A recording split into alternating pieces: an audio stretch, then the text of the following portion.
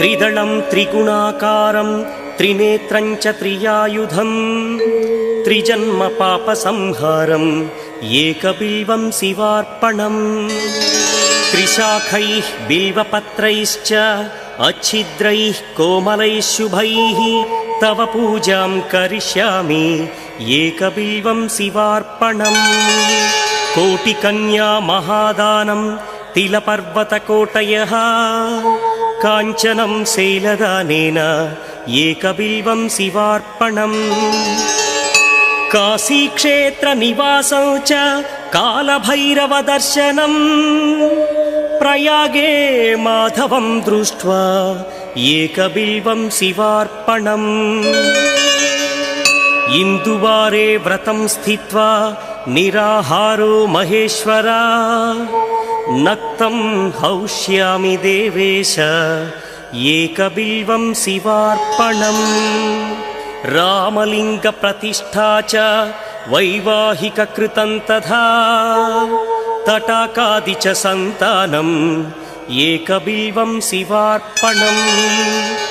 अखण्डबिल्वपत्रं च आयुतं शिवपूजनम् कृतं नाम सहस्रेण एकबिल्वं शिवार्पणम् उमया सह देवेश नन्दिवाहनमेव च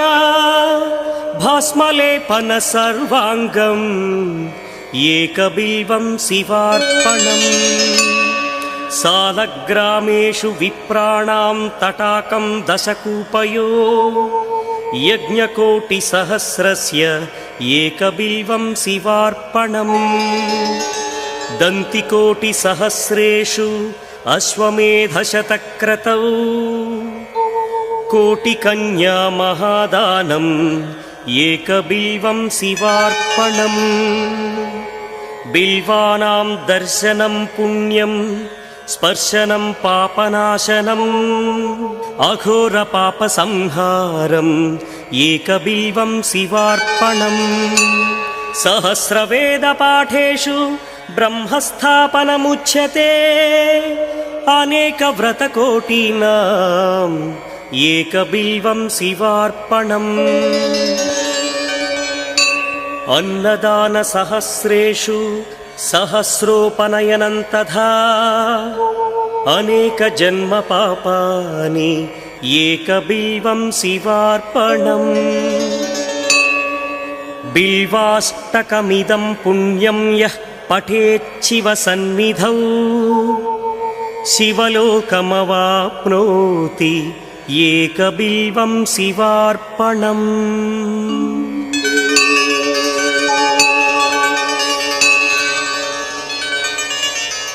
जटाकटाह सम्भ्रमभ्रमन्निलिम्पनिर्झरि विलोलवीचि वल्लरी विराजमानमूर्धनि धगद्धगद्धगज्ज्वलल्ललाटपट्टपावके किशोरचन्द्रशेखरे रतिः प्रतिक्षणं मम हराधरेन्द्रनन्दिनी विलासबन्धुबन्धुरस्फुरदृगन्तसन्तति प्रमोदमानमानसे कृपाकटाक्षधोरणि निरुद्धदुन्दरापदि कृचिद्दिगम्बरे मनोविनोदमेतु वस्तुनि जटाभुजङ्गपिङ्गळस्फुरत्फणामणिप्रभा कदम्बकुङ्कुमद्रवप्रलिप्तदिग्वधूमुखे मदान्धसिन्धुरस्फुरत्वगुत्तरीयमेदुरे मनोविनोदमद्भुतं बिभर्तुभूतभर्तरि सहस्रलोचनप्रभृत्य शेषलेखशेखर प्रसूनधूलिधोरणि विधूसराङ्घ्रिपीठभु भुजङ्गराजमालया निबद्धजाटजूटक श्रियै चिराय जायतां चकोरबन्धुशेखरः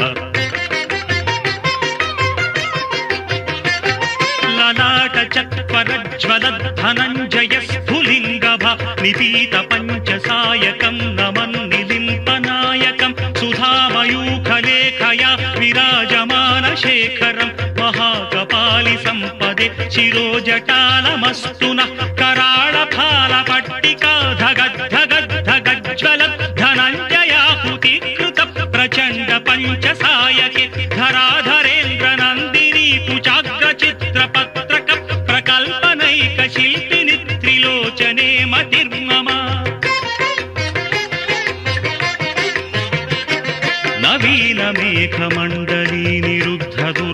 स्फुरत् कुहूनिशीधिनि तमः प्रबन्धबन्धकन्धर निलिम्पनिर्झरी धरस्तनोतु कृत्तिसिन्धुरः कलानिदानबन्धुरः श्रियं जगद्धुरन्धरः प्रफुल्लनीलपङ्कज प्रपञ्चकालिमच्छटा विडम्बिकण्ठकन्धरा रुचिप्रबन्धकन्धरं स्मरच्छिदं पुरच्छिदं भवच्छिदं मखच्छिदं गजच्छिदान्धकच्छिदं तमन्तकच्छिदं भजे अगर्व सर्वमङ्गला कला कदम्ब मञ्जरी रसप्रवाह माधुरी विजृम्भणा मधुव्रतं स्मरान्तकं पुरान्तकं भवान्तकं मथान्तकं गजान्तकान्धकान्तकं तमन्तकान्तकं भजे जयत्पदभ्रविभ्रमभ्रमद्भुजङ्गमस्फुरत् धगद्धगद्विनिगमत्कराळफालहव्यवट् धिरिद्धिरिद्धिमिध्वनं मृदङ्गतुङ्ग मङ्गलध्वनिक्रम प्रवर्तित प्रचण्डताण्डव शिवः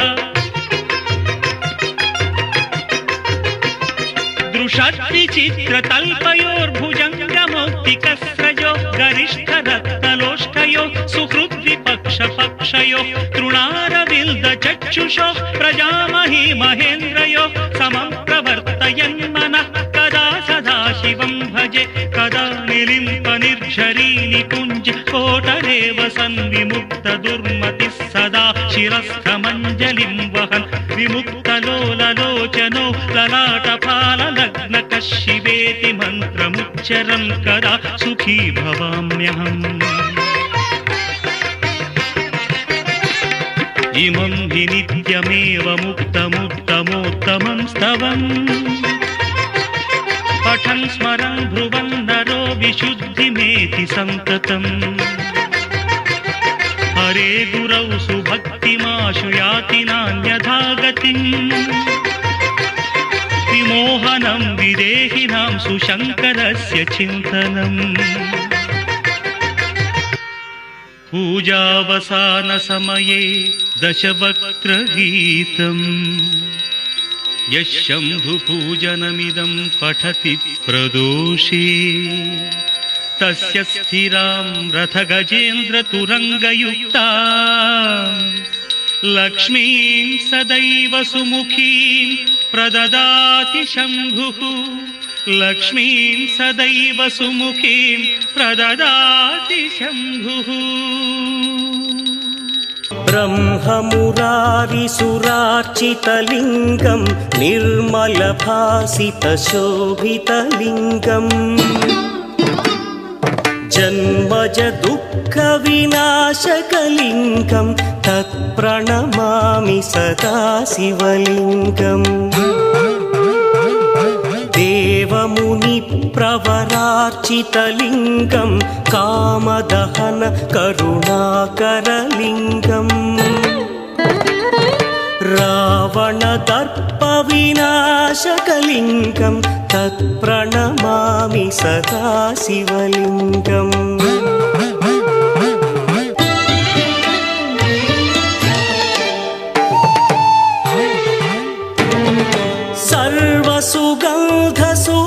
सर्वसुगन्धसुलेपितलिङ्गं बुद्धिविवर्धनकारणलिङ्गं सिद्धसुरासुरवन्दितलिङ्गं तत्प्रणमामि सदा शिवलिङ्गं कनकमहामणिभूषितलिङ्गं फणिपरिवेष्टितशोभितलिङ्गम् दक्षसुयज्ञविनाशकलिङ्गं तत्प्रणमामि सदा शिवलिङ्गम् कुङ्कुमचन्दनलेपितलिङ्गं पङ्कजहार सुशोभितलिङ्गम् सञ्चितपापविनाशकलिङ्गं तत्प्रणमामि सदा शिवलिङ्गम्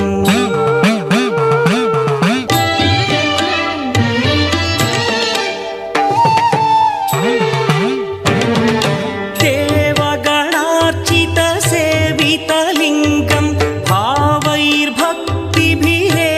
च लिङ्गम् करकोटिप्रभाकरलिङ्गं तत्प्रणमामि सदा शिवलिङ्गम् अष्टदलोपरिवेष्टितलिङ्गं सर्वसमुद्भवकारणलिङ्गम् अष्टदरिद्रविनाशनलिङ्गं तत्प्रणमामि सदा शिवलिङ्गम्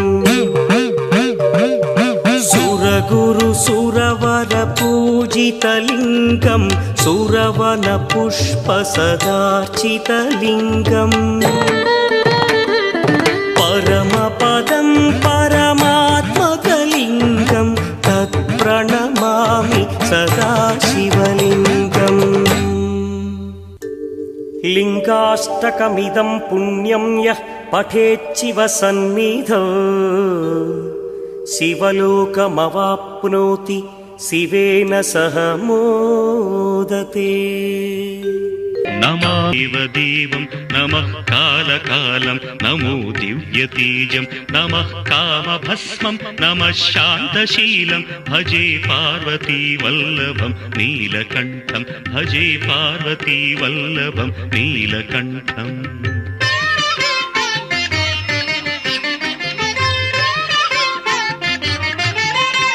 सदा तीर्थसिद्धं सदा भक्तरक्षं सदा शैव पूज्यं सदा शुद्धभस्मं सदा ध्यानयुक्तं सदा ज्ञानकल्पं भजे पार्वती वल्लभं नीलकण्ठं भजे पार्वती वल्लभं नीलकण्ठम्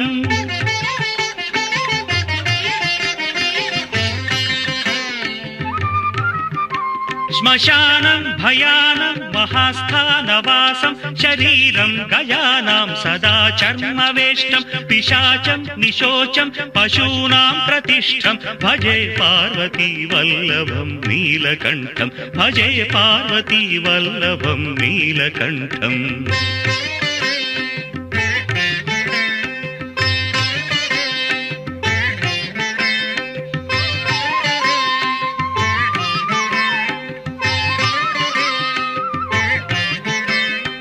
फणीनागकण्ठे भुजङ्गाद्यनेकं कडेरुण्डमालं महावीरशूरं कटिव्याघ्रचर्मं चिताभास्मलेपं भजे पार्वती वल्लभं नीलकण्ठं भजे पार्वती वल्लभं नीलकण्ठम्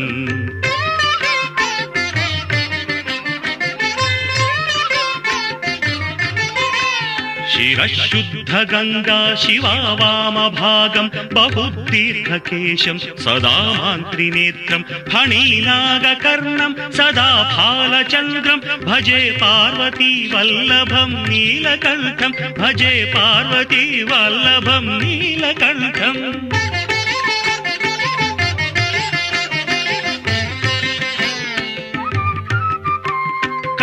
शूलधारं महाकष्टनाशं सुरेशं वरेशं महेशं जनेशं धने चारुधीशं ध्वजेशं गिरीशं भजे पार्वती वल्लभं नीलकण्ठं भजे पार्वती वल्लभं नीलकण्ठम्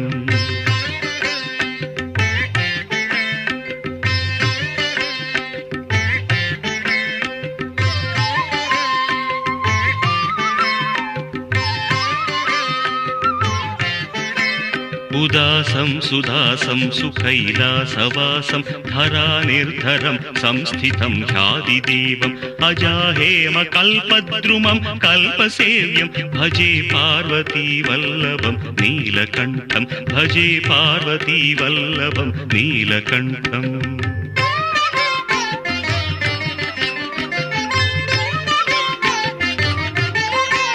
मुनीनां वरेण्यं गुणं रूपवर्णं द्विजासं पठन्तं शिवं वेदशास्त्रम् अहो दीनवत्सं कृपालं शिवं हि भजे पार्वती वल्लभं नीलकण्ठं भजे पार्वती वल्लभं नीलकण्ठम्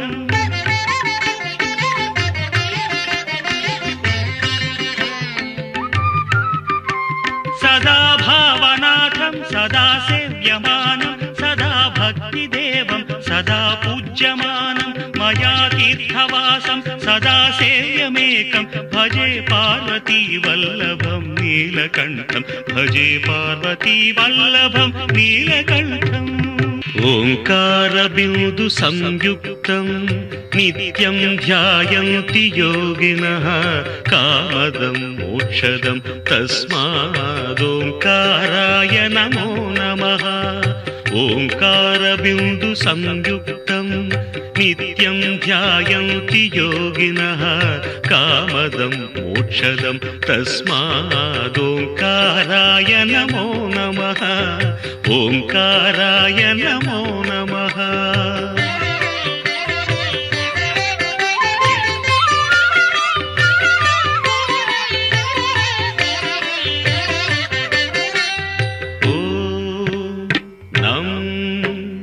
नमन्ति मुनयः सर्वे नमन्त्यप्सरसाङ्गणाः नराणामादिदेवानां नकाराय नमो नमः नकाराय नमो नमः ॐ मं महत्तत्त्वं महादेवप्रियं ज्ञानप्रदं परम् महापापहरं तस्मात् मकाराय नमो नमः मकाराय नमो नमः ॐ शिं शिवं शान्तं शिवाकारं शिवानुग्रहकारणं महापापहरं तस्मात् शिकाराय नमो नमः शिकाराय नमो नमः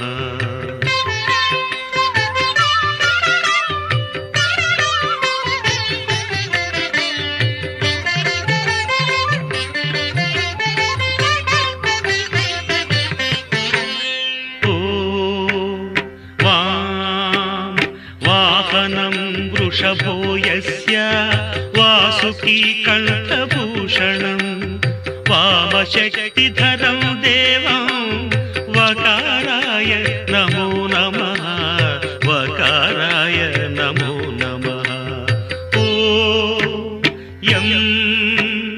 यकारे संस्थितो देवो यकारं परमं शुभं यं नित्यं परमानन्दं यकाराय नमो नमः यकाराय नमो नमः ॐ यः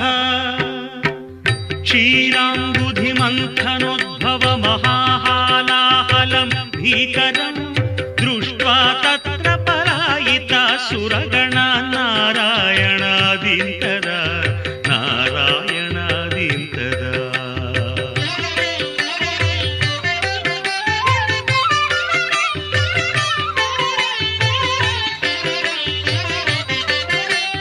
सम्पीत्वा परिपालय जगदिदं विश्वाधिकं शङ्करं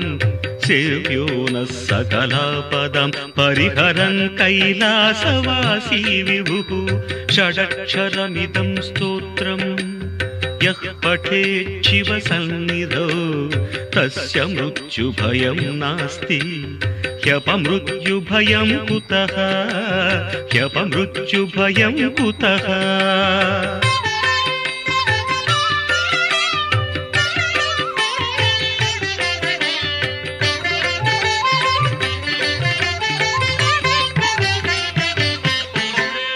यत्कृत्यं तन्न कृतं यदकृत्यं कृत्यवत्तदाचरितम्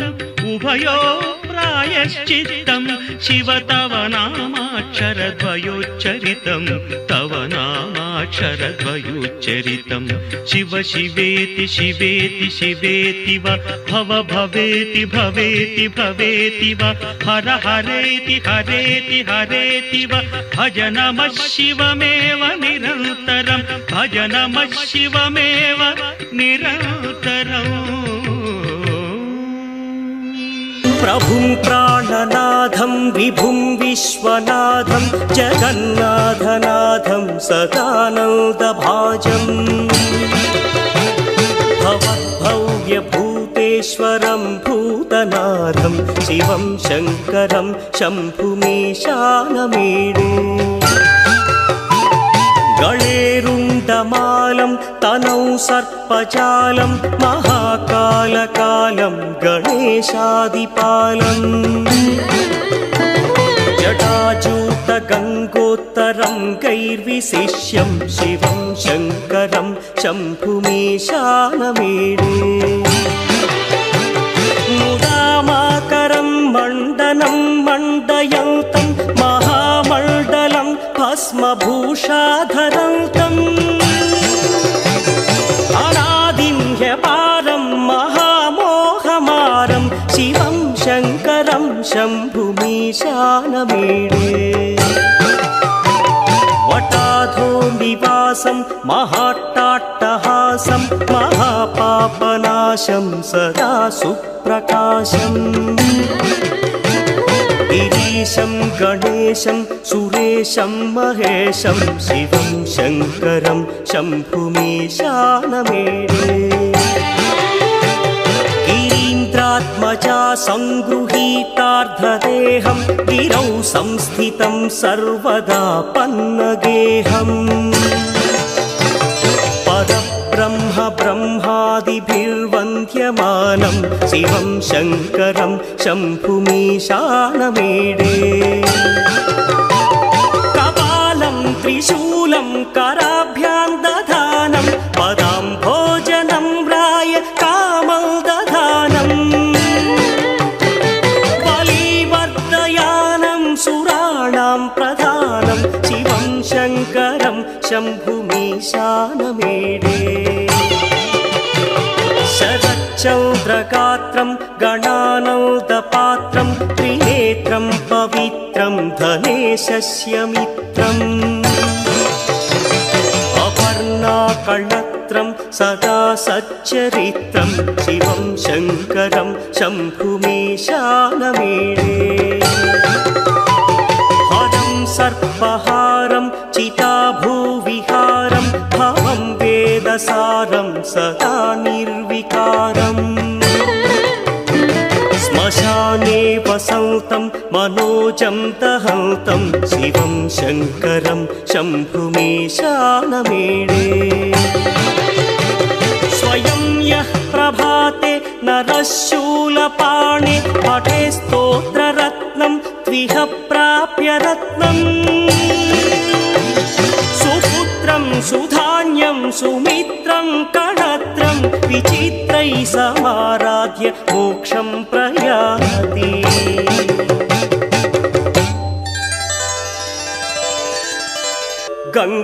गङ्गातरङ्गरमणीय जटाकलापं गौरीनिरन्तरविभूषितवामभागम् नारायणः प्रियमनङ्गमदापहारं वाराणसीपुरपतिं भज विश्वनाथम्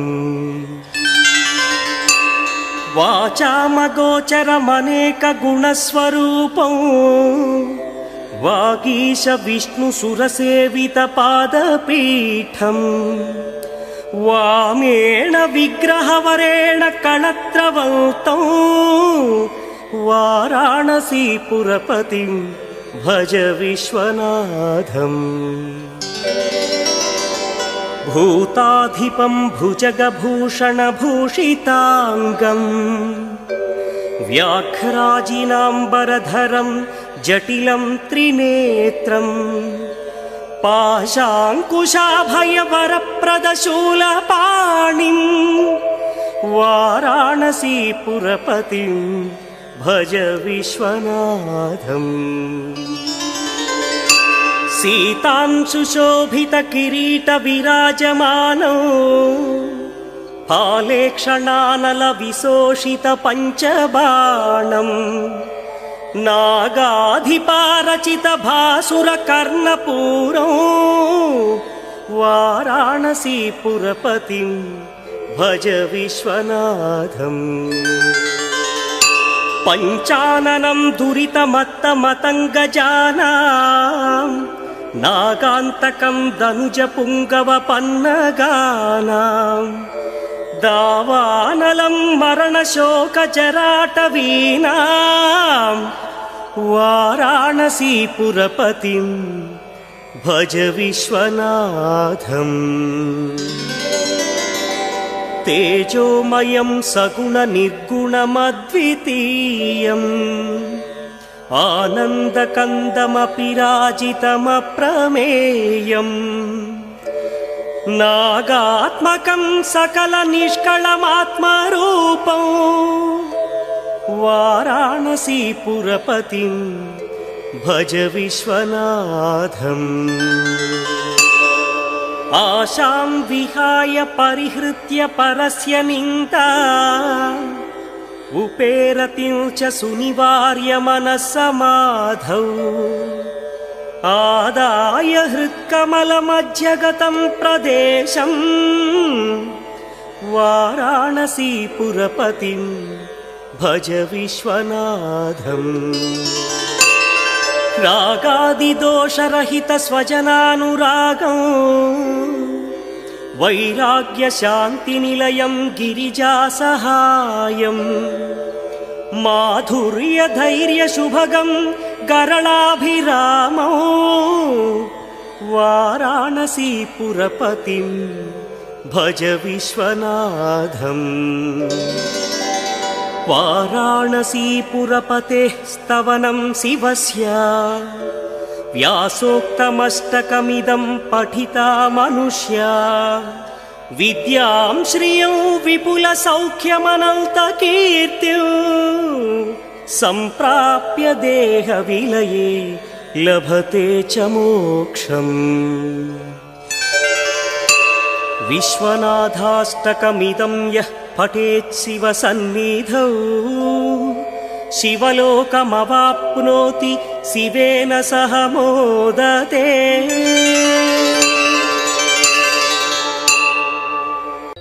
विश्वेश्वराय नरकान्तकतारणाय कर्णामृताय शशिशेखरधारणाय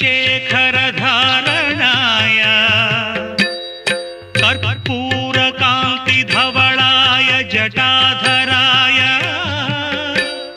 दारिद्र्यदुःखदहनाय नमः शिवाय गौरीप्रियाय रजनीशकलाधराय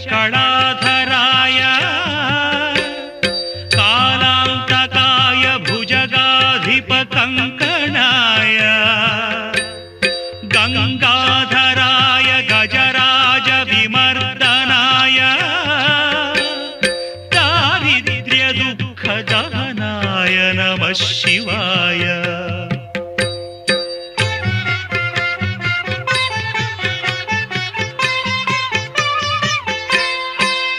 भक्तप्रियाय भवरोगभयापहाय उग्राय दुःखभवसागरतारणाय ज्योतिर्मयाय गुणनामसुनृत्यकाय दारिद्र्यदुःखदहनाय नमः शिवाय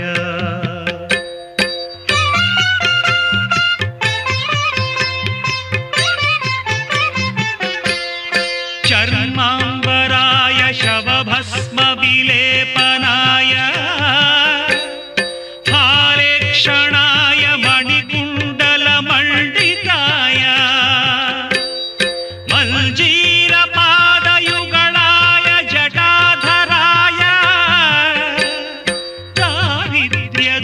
दारिद्र्यदुःखदहनाय नमः शिवाय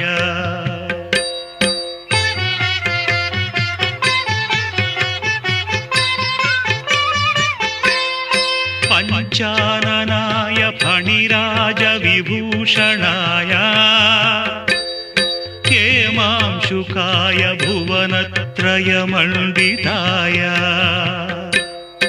आनन्दभूमिवरदाय तमोमयाय दारिद्र्यदुःखदहनाय नमः शिवाय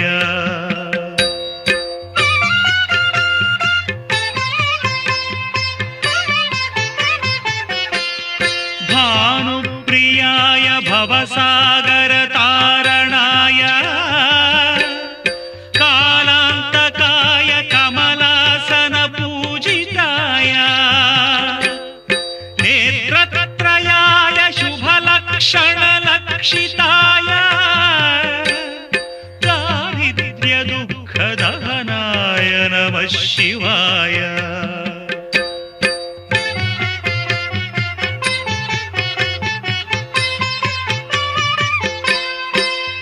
रामप्रियाय रघुनाथवरप्रदाय नामप्रियाय नरकार्णवतारणाय पुण्येषु पुण्यभरिताय सुरार्चिताय दारिद्र्यदुःखदहनाय नमः शिवाय